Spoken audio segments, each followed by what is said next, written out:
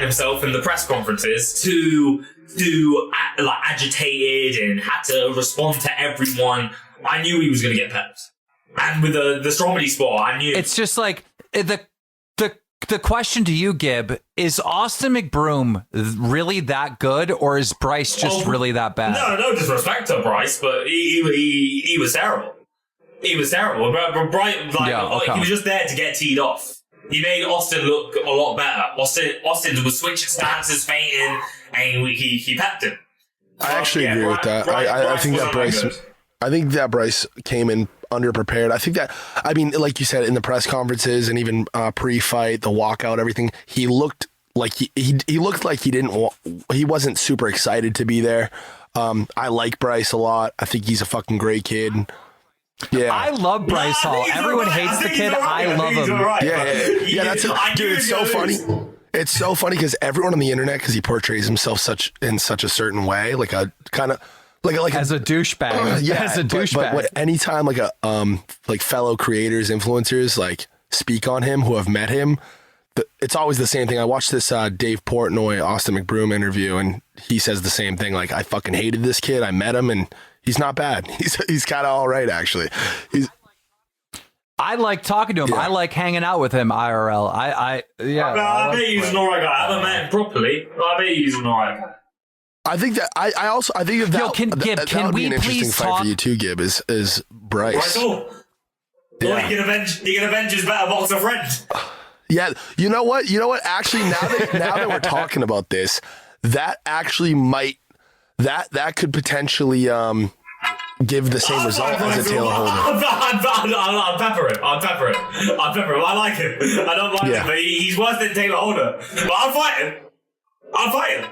Yeah, and then that way you can work the whole storyline. You can work the whole Taylor Holder storyline in there again. All that. Yeah, that could be it.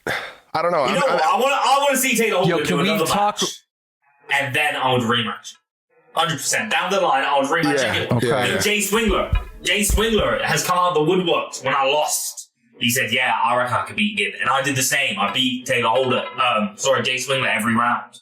And now he's saying that he can come back and beat me. So I would love to rematch Jay Swingler. Bryce Hall, Jay Swingler, there's Austin McBroom, there's the rematch with Taylor Holder, or you have a ton of options. Level up and go for an actual athlete. Yeah, for some of our fans that don't know Jay, he's a huge channel, TGAF Bros. Love those guys, by the way. They actually came and lived at the Cloud House a couple years ago for a few weeks. I was trying my balls off to get them to move to LA and do that whole thing, Nelk Boys.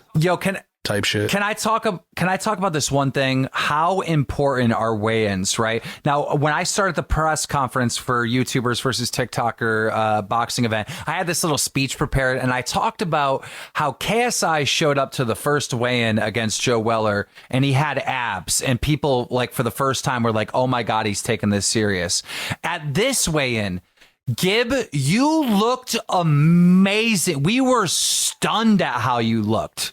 You had an 8-pack, and like that's what made the weigh-ins are so important, because you get to see how serious is the fighter taking this. And like I was so hyped for the Gib Taylor fight. Not that I wasn't before, but when I saw how good you were, and you know, the exact opposite, Deji shows up looking like Deji did at the weigh-in, and you knew something was probably gonna not go good with that one. How important are weigh-ins? So for me, it was different. Because, you know, there was a press conference, and usually you meet your opponent, then there's another press conference, then there's the weigh-in. So you see your opponent. This was, for the first time since I had to go to Mexico, that was the first time I met Taylor. So that weigh-in was important. You could sense how, you could size the person up, you see how big they are, how tall they are. He said he was 6'2". I don't believe. I don't know how he like. How did he like? But you know Jake Paul as well. You know his tail of the tape. He's getting smaller. Every tail of the tape, he's losing an inch. Yeah. So I don't know why everyone lies on their tail of the tape. But yeah, he's not 6'2". I saw him. I was like, okay, he's a bit weedy. Yeah, he's got a bit of size. He's a bit weedy. He's a bit weedy. Yeah, I can stare him in his eyes. He can feel my presence in front of him. I remember putting my elbow in his face. So you can. Was that the first? Was that the first time you guys had ever met in person? Yeah, that's what. Oh, yeah, that's that crazy. Yes. Yeah, so that was crazy. important. But what I didn't like about the weigh-in was I can understand from Social Gloves' point of view. It makes a great shot where the fighter has to stand back on the line. There was a row of fighters, and then we had to like stand on a line. I didn't understand that. Right. I just done an intense face-off. Now I got to stand still. Yeah, true. Yeah. You know what I mean? Like, I'm standing there like no, I'm listen to this. Listen to this, Banks. Austin and Bryce are doing their face-off. Yeah. So, Austin's coming through, shaking everyone's hands. I'm not in the mood to shake anyone's hand right now. Yeah, but that was a weird thing. But from an audience perspective, I can understand why that shot was so cool, having all the fighters line up. Absolutely. Banks, listen, you got to hear this, right? Okay. So, Taylor and Gib come up to the weigh-in, right? And they're face to face chatting shit. And then they have to go back in the lineup, just like Gib is explaining. And then Austin and Bryce come out. I'm standing right in front of Gib, right? And Taylor Holder, and they're fucking issuing death threats to each other. And no one can hear it but Please me. tell me some. Bro, they were going on. What I said. I remember because he was bitching about Gibbs. Sorry, let me be more. He had a problem with the weight. Yeah, he had a problem with the weight, and he knows about the weight in the contracts. And I told him, weight's gonna matter tomorrow, bro. And he said, I know that. And I said, yeah, I'm gonna be huge. I'm 190 tomorrow. You know, when I weighed in 179, so I'm gonna be huge tomorrow. Yeah, I said, be careful. But I remember I was antagonizing more. Keem tried to put the mic between us. I said, not today, Keem. I put my hand on the mic. I was like, no, he needs to know this. This ain't for online. It's just him and me. He needs to know this. Dude, they're chatting shit, right? And Fuzi I love Fuzi. I think Fuzi did a good job, but Fuzi fucked up. When the fighters were chatting shit, he wasn't putting a mic on them. So these two are chatting shit behind me. And so I go to put a mic on Gib. He slaps my hand in the mic away. He's like, fuck no. And he didn't even look at me. He slapped it without even looking at me. And he's still like death staring, fucking lasers coming out of his eyes right at Taylor Holder. Bro, that awesome. energy, man. The energy in there. I should have done that. My bad. Do we have any reports of like pay-per-view sales or whatever? Because I mean, I saw the fucking like Twitter. That's all Twitter was doing, was talking about this. I got no clue. Listen. There's two things going on right now, and I'm not even supposed to say this, but I won't say it anyway. There's two things going on right now. There's rumors that it's record sales, right? And then there's also rumors that it's like way underperforming sales, and neither one of them seem believable to me. So what? Neither one of them seem believable. I would guess me. it had to have had at least 1 million pay-per-view sales. If I had to guess, I would say, and this is being conservative, I would say 1.2 million or something. Yeah, this is big. Everybody in the world talks about it. The result, but it felt like from my side, from doing 4 other boxing events, it felt one of the biggest. I mean, dude, your tweets, your tweets were getting hundreds of thousands, like dream type, fucking Carl Jacobs type, like engagement on Twitter. So like, there had to be some people watching for sure. There had to be some people watching. Dude, it felt really big. It felt really big. I tweeted out right after the call. I tweeted out, "This is bullshit. Gib won," and that's all I tweeted. And the shit went fucking massive viral, like insanely viral on Twitter, dude. This was it really felt like millions of people watching, and I would be surprised if that's not every single influencer was tweeting about it, and that's obviously just propping the fight up. Like I would imagine, even motherfuckers who weren't gonna buy the pay-per-view. You know what I mean? That FOMO, that feeling of like missing out, like fuck, man, like everybody's watching this. My favorite fucking influencer that may not be fighting is watching it, tweeting about it. I'm gonna fucking buy it. How much was the pay per view? Well, $50, $50. Was it 50 or 60? I think it was 50, but I bought a pay per view for my girlfriend. It came out to be like close to 70, like with taxes and shit, taxes or something. I don't know. But yo, can we switch gears for just 2 seconds? Because I think we hammered at least most of the boxing stuff. Yeah. Banks, why do you sound like you're dying? Dude, what's going on in your life? I feel like I went to Miami and got my ass kicked. To be honest with you, what happened? Miami chewed me up and spit me out, dude. Listen, this is Did you get an STD? Stop. I have a beautiful girlfriend, and we fuck girls together sometimes, but we're very careful about that. There's no STDs. My dick is clean. It has nothing to do with that. Listen, the past 10 days for me have been fucking debatably the craziest I've ever had.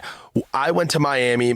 It all started. I went to Miami with my whole crew, my whole house for the Logan Floyd fight. We immediately came back to LA for 12 hours and then left to go to Cabo, Mexico to do that Rubet. Shout out Rubet, by the way. That Rubet like brand deal thing. My entire house partnered up with Rubet, and we're gonna be for the next 6 months. We're gonna be in Mexico a lot. So we fly down to Mexico to do this shit. I start streaming. I don't know if you guys saw that. Keem, did you see that? I streamed on Twitch. I fucking crushed it. I streamed twice, held like 40,000 viewers over 6 hours, both streams. It was fucking incredible. Everything is going great, man. We're making money. We're having fucking fun. We're traveling the world. It's sick. We fly straight from Cabo to the Social Gloves event, and we're in fucking Miami, man. And it's my favorite city on earth. And I just went fucking bananas. I went super fucking hard. Missed my flight home. Everything was still okay. Everything was still, oh my God, more than I've ever done in my whole fucking life. Missed my flight home, and anytime, man, Tav, for anybody that doesn't know, he's my right-hand man, my manager. He keeps my fucking life together. He leaves, everyone leaves. I still have like a smaller crew in Miami. I'm like, all right, fuck it, whatever. I'm here for an extra day. We're going to go out. These fucking guys, bro, this is something, it was on my Instagram story. These guys at 11, Gib, did you get a chance to check out 11? I went there when I lost to Jake Paul. I went to 11. 11 is debatably the coolest place on planet Earth. Like I was straight up, it is you can eat fucking chicken fingers and fries, get a massage from a stripper, and fucking be popping bottles all at the same time. It's insane. 11 and it's open until 11 in the morning. No, it's not open until 11. Wait. When I went to 11, I didn't see no strippers. I went to celebrate with my friends and I didn't drink. I've let that be. Yeah, I had a whole different experience. I went there and did the whole fucking. Gib's lying. He definitely seen those strippers, bro. When they came out, I looked at the floor. When they came out, I looked at the floor. I looked at the floor. He said. Gib was getting lap dances. That's how he got the name Big Gibber. So, dude, listen. So we go in there, and obviously you can get ones and stuff. Throw it at strippers. That's what people do at strip clubs. It's not really a strip club. I actually don't enjoy strip clubs myself. It's more like a nightclub. It's really not. It's actually not though. It's like a nightclub, and there are strippers present. That's how I would describe it. But listen to me. The table next to us the night before my flight. This is why I missed my fucking flight. These guys, man, and they were so vague about what they did. There was a Bitcoin conference there a week before, right? There's these guys at the table next to us. 50 Cent was performing that night, the night of the fight. The fight, and these fucking guys, they start bringing out suitcases of money. And it wouldn't stop. Dude, they were fucking throwing hundreds of thousands of dollars. I've never seen anything like it in my whole life. I've been to 11 probably 20, 30 times. I've never seen anything like that. I'm good friends with the people who own the place, all that. Nobody's ever seen anyone do what these guys did. I think the total sum of money that was thrown the first night was like $300,000 in $1 bills. Oh my God! And why? Why? I have no fucking clue why. But here's where it gets fucking really cool for me. So we're partying, and I remember walking past these guys before they start throwing any money. One of the guys looked at me, threw a phase up, and like kind of head nodded at me. I'm like, whatever, respect. He's at a table. These guys are fucking probably ballers to an extent. Like the head nodded him back, said, "What's up?" go to my table. Then they start throwing this money. I'm standing on the table looking at them. We lock eyes and I look at him. I raise my hands. I'm like, what the fuck are you guys doing? And he's just laughing, throwing money. Then he takes 2 bricks of $1 bills out of the suitcase and goes to throw it to me. And I'm like, okay. I raise my hands. He throws fucking a brick of like 3,000 ones at me. I catch it. I start throwing it, whatever. Then they start waving me over, all these guys. They're like, yeah, we're into crypto, this and that, whatever. So I stood at their table. All my friends are like, yo, go over there. Go meet those guys. You got to go meet those guys. Go over there. We're throwing fucking ones, whatever. And everyone's like, all right, that's it. That's the night. I'm like, these guys want to keep hanging out. I'm going to keep hanging out with these guys. This is the fucking craziest night I've ever seen in my life. So I continue with them, miss my fucking flight. We go back to 11 the next night and they're fucking there again, bro. They're there again throwing money. They threw another like $200,000. So I would have kept a brick. Dude, it was great. It was fucking crazy. They had a bathtub at their table filled with $1 bills. They were just covering strippers in it. And so you were just throwing money, doing cocaine for like days straight? No, stop. I didn't do any cocaine. None of that. I was ripping Red Bull vodka. Kids, don't listen to him. He was in Miami. I really wasn't. But no, that second night, that's what got me. I go to leave 11 and I must have got pickpocketed or something, man. I leave with my whole squad and I go into my pockets and my fucking passport's gone. My fucking wallet's gone. No. My phone is gone. So last night, man, my last night, and this is hours before my flight. My passport's the only ID I have. Now I'm fucking freaking out. We go back. I have to go through all this shit. I finessed my way through the airport. Thank God I got on my flight. I don't even know how that was possible, but I was fucking texting somebody off somebody else's phone, and it was an absolute mess. And I was hungover from the whole fucking 10-day trip. Long story short, I get on my fucking flight. I get back home, and I woke up fucking sick as a dog yesterday, bro. Just snot pouring out of my mouth. My fucking eyes are all stuffy. Yeah. I'm dried out. I'm so fucking like, I'm just sick, man. I got sick. It took its toll on me. Miami fucked me up. No, it's not COVID. I got tested. You're COVID. No, I got tested for that. I got tested for that yesterday. That was the first thing. He's got COVID. Stop. No, I Miami fucked me up. I feel like fucking, I would imagine what Bryce Hall feels like right now. I feel like I fucking got hit by a train. How was he afterwards? Who met him? I tried to reach out to him because, again, like I said, he's a friend of mine. I tried to reach out to him. He didn't hit me back. I don't know. He's been kind of silent online, right? He hasn't made a follow-up video, or really tweeted much, right? Or am I? Yo, who are you talking Bryce about? Hall. Oh, yeah. I'm doing an interview with him. Like, as soon as I'm done with this, I'm calling him. I'm doing an interview with him. So we'll find out. You got the whole scoop. It's going on Drama tonight. So Forgive, it'll be right there for you in the morning. I got to say, I have never like commentated a boxing match before, or, you know, what the role that I had over at the Social Gloves things. And it was so awesome and so much fun. You know what? I'll be honest with you. In the press conference, I thought you and Food, I was like, oh no. I said, this is bad. Like, not just you two, the whole press conference itself was bad. I said, this is going to be a shit show. But when it came to fight week, you and Fousey smashed it.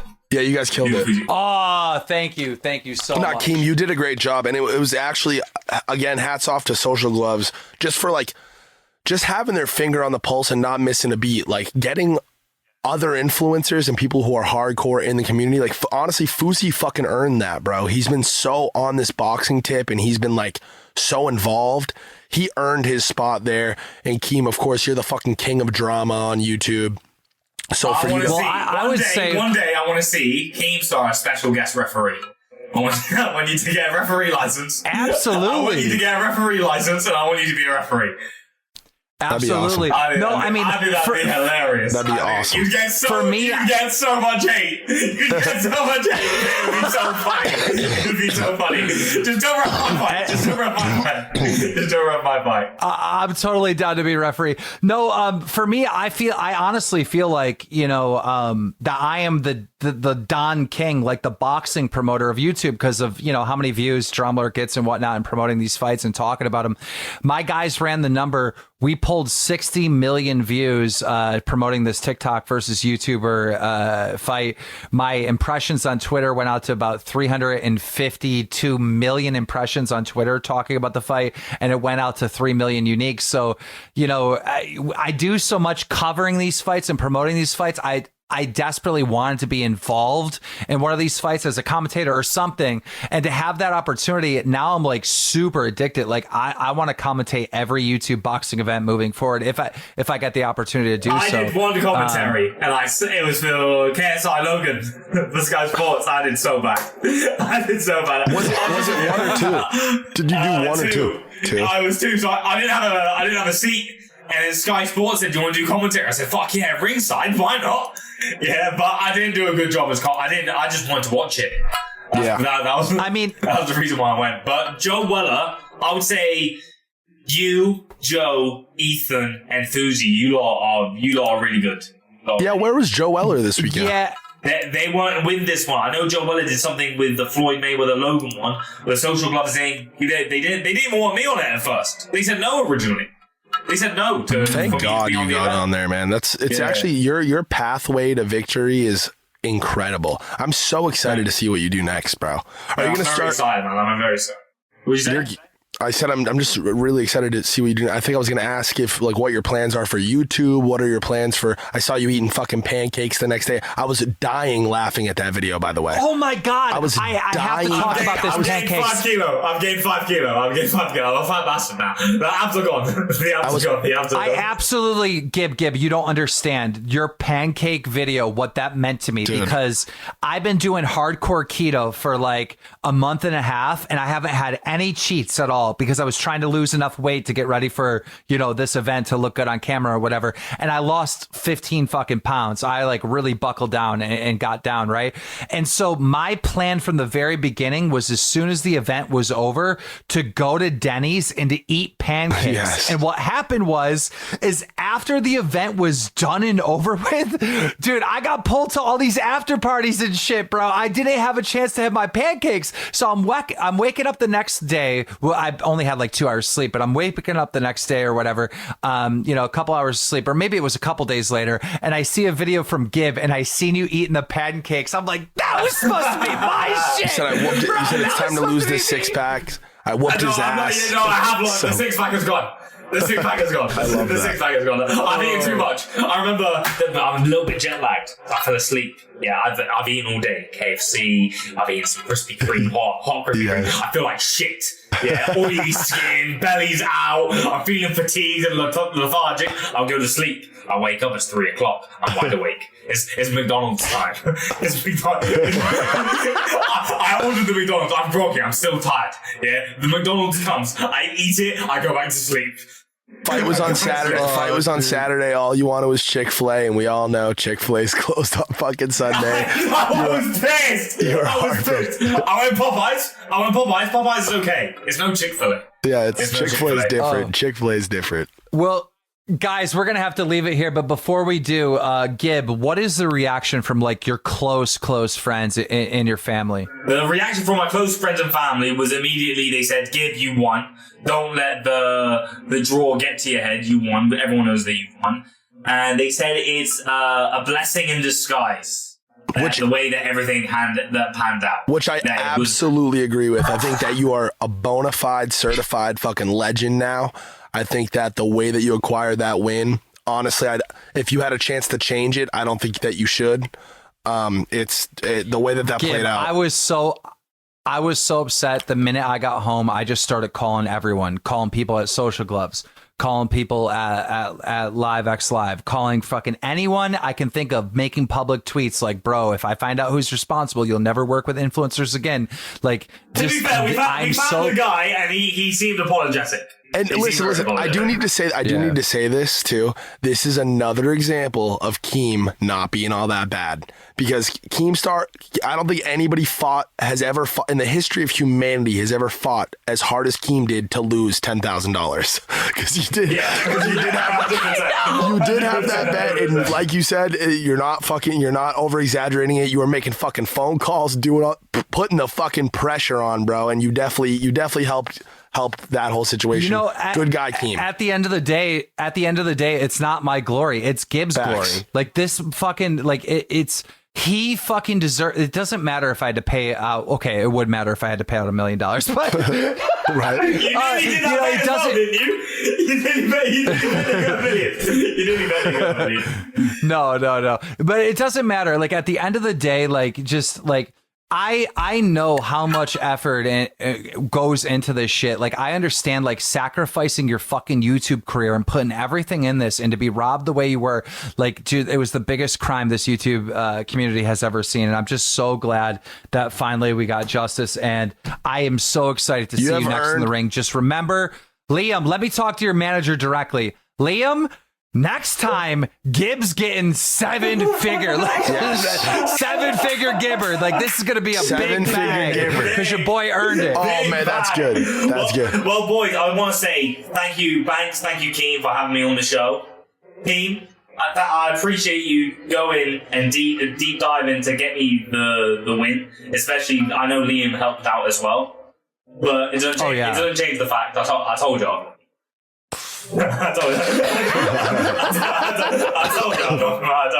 told you I love him. Well, Gib, having me on the show, Gib, you made me look like an absolute fool, and you ended my streak of predicting every single one of these YouTube boxing events, and I couldn't be more happy for you. Absolute fucking legend. Gib, you have earned the respect and the love from people who not even sure knew you existed before this. Millions and millions of people are on your side now and are fucking desperate to see what you do next. I hope that you keep winning. You're fucking awesome. Your energy's unmatched. Let's fucking wrap this up with our little emoji thing that we do, guys. This show is exclusively on Spotify. There's no comment section. There's absolutely no way for us to see your guys' feedback. This is one of my favorite shows that we've ever done. I'm super interested to see how you guys feel about it. This was fucking incredible. Let's do the UK flag emoji. Let's do that in honor of Gib and where he's from. Tweet at Banks, myself, Keemstar, and Gib. Tag all three of us. Use the UK flag emoji, and then leave us a comment on your thoughts on this episode. Yep. And guys, next week, I don't know if it's even possible, but next week we're gonna try our hardest to get Deji on here to talk about what happened with him. If that doesn't work, we'll have Bryce. We'll have someone Deji, Austin, on here. Bryce, maybe Taylor Holder. Yeah. Taylor Holder. Let's get Taylor Holder on for next week. Guys, we had to get Gib. Gib was the first one we absolutely needed on here. Thank you so much for coming on, brother. Thank you for everybody who's listening. Thank you. Don't miss another Social Gloves event or another boxing event, guys. This shit was one of the most entertaining things I've ever been a part of, and I wasn't even fucking really a part of it. Don't miss another Mom's Basement. Subscribe. It's absolutely free here on Spotify. Peace. Bam.